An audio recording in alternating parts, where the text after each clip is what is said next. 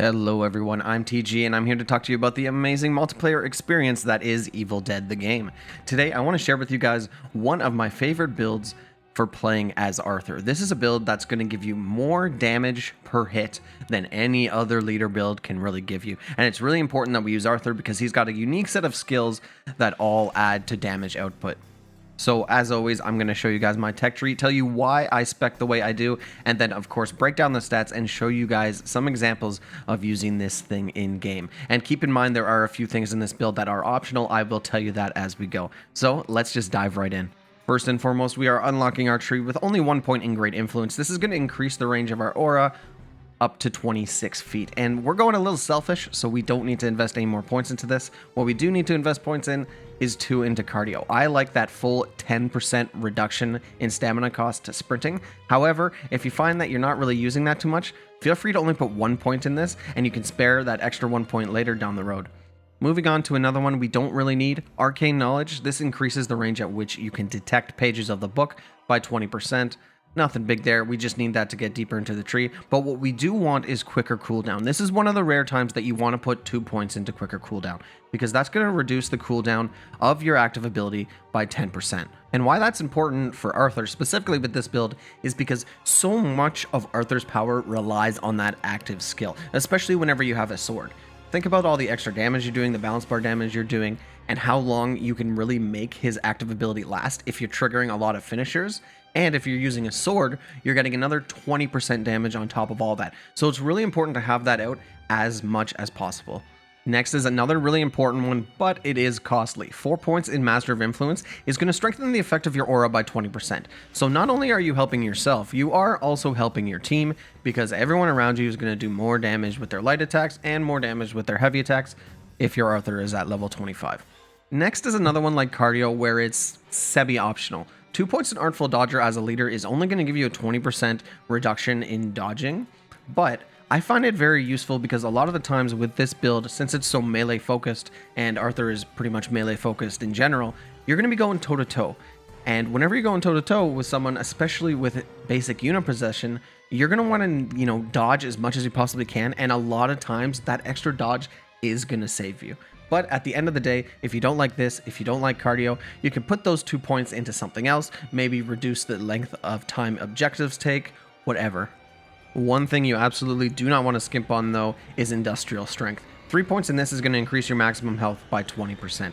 Now, believe it or not, leaders, they're quite balanced, but overall, they're a little bit squishy if you're not speccing heavy into health with your pink F. So it's always good to have this in your back pocket.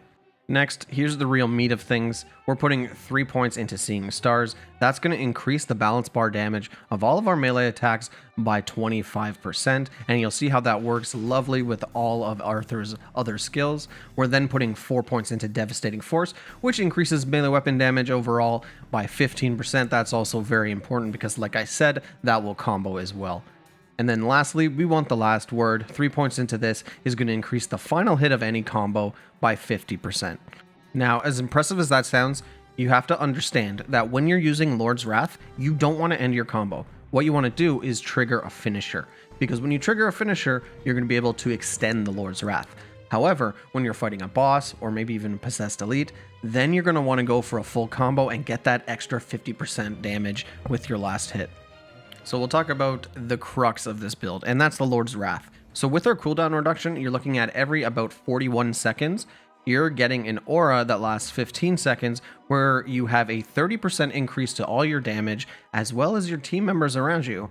And if you're using a sword, you get an extra 20% damage on top of that, as well as you will also be reducing your fear by 1 point every second.